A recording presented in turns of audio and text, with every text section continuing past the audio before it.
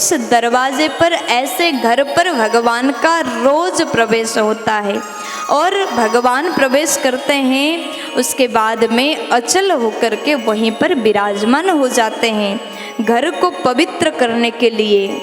अब आप लोग थोड़ा भाव से सुनिए, घर को पवित्र करने के लिए अग्नि का विशेष महत्व है।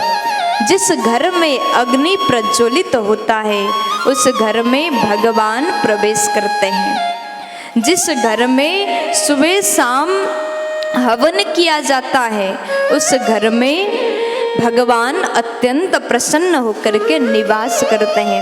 अब आप जानते ही हैं क्या होता है, जब हमारे धर्म में जब व्यक्ति का प्राण छूट जाता है ना, तो अग्नि संस्कार होता है, अग्नि से जलाया जाता है।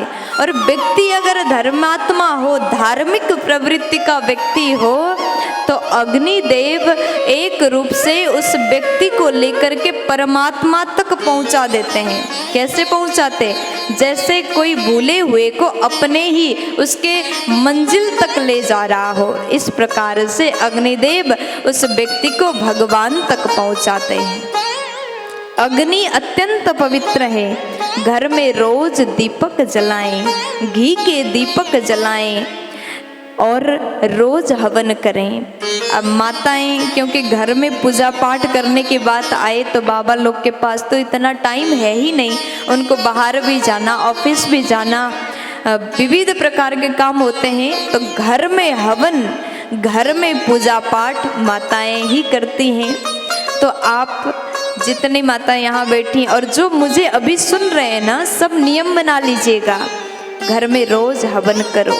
ज़्यादा नहीं तो वो आता है ना एक गोबर का, क्या बोलते हैं उसको, कुछ बोलते हैं, गोबर का जो बनता है उसको जलाया जाता है। और एक कुंड बनाइए छोटा सा, ताम्रे का पात्र का हो या फिर मिट्टी का जो आता है, उसमें गोबर का कंडा, हाँ, उसको जला करके हवन किया करो।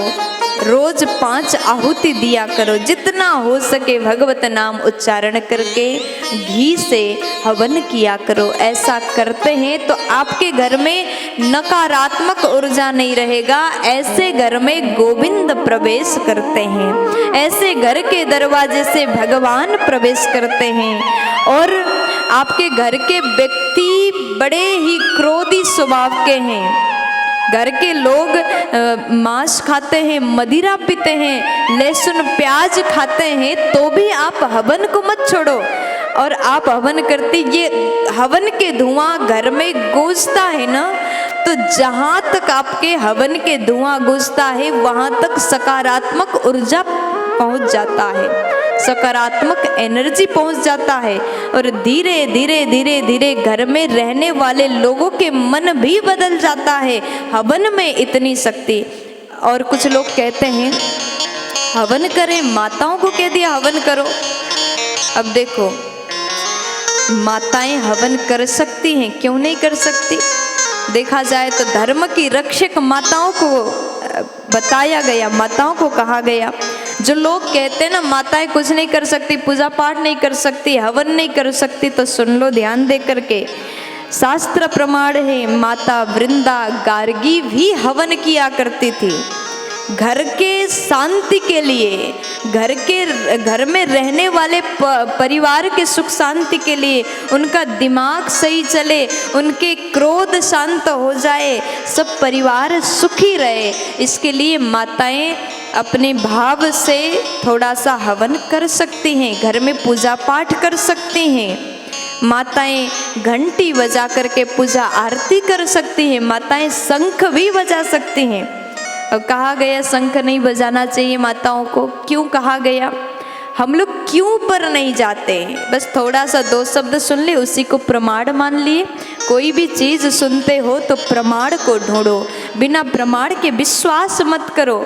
माताओं को शंख तब नहीं बजाना चाहिए जब माता के गर्भ में बालक रहता है, उस समय शंख ना बजाएं, क्योंकि गर्भ में अगर शिशु है तो उस शिशु को कष्ट पहुंच सकता है, इसलिए उस समय में शंख नहीं बजाना चाहिए। बाकी शुद्धि अशुद्धि कौन से समय में शरीर पवित्र है, ये सब ध्यान माताएं स्वयं देती हैं। ये स्वयं समझदार है, क्या करना चाहिए क्या नहीं करना चाहिए इनको पता है। और अपने पवित्रता का ध्यान रखते हुए माताएं अगर घर में रोज हवन करती हैं, रोज घी का दीपक जलाती हैं, पूजा पाठ करते हैं, तो आपके घर में रहने वाले व्यक्ति भी सुंदर भावना के होंगे, पवित्र मन के होंगे, क्रोध नाश हो जाएगा, रोग नाश हो जाएगा और ऐसे घर के दरवाजे में हर समय भगवान प्रवेश करते हैं। ऐसे घर में भगवान भी स्थिर होकर के निवास करते हैं। सब्सक्राइब करें हमारे YouTube चैनल देवी प्रतिभा जी को और श्रवण करें भागवत कथा की महिमा का, साथ ही बेल आइकन को दबाना ना भूलें।